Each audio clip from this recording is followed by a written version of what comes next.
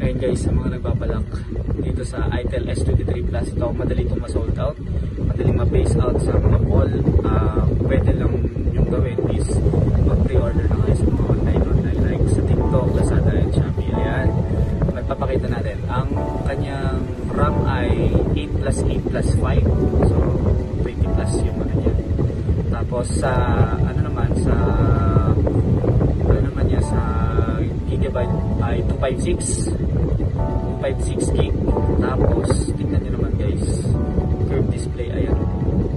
And ito yung likod niya guys, parang siyang iPhone. Testing talaga guys, test ko na rin yan sa camera. Ayan, sa camera, napakaganda.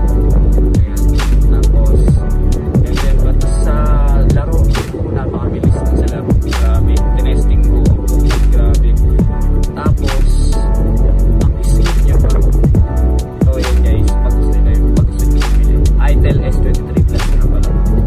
And nakita ko na dito, kita nyo naman touch nyo dito, tsaka laki guys. Papawaw ka talaga sa personal. Next dito itong Itel S23 Plus. So talagang maganda rin naman yung ano niya. Wala akong masasabi sa camera niya. 32 megapixel yung harap na ito, 50 megapixel din naman yung likod. So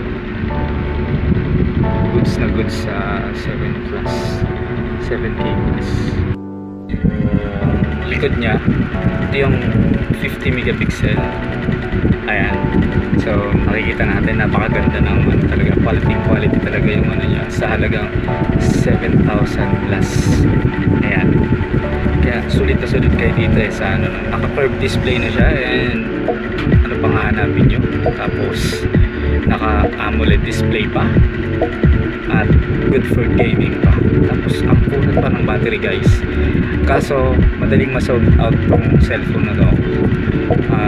Kung gusto nyo guys mag-order sa mga online na lang kayo, kasi sa mga mall is madali silang ma-phase out. So yun lang guys.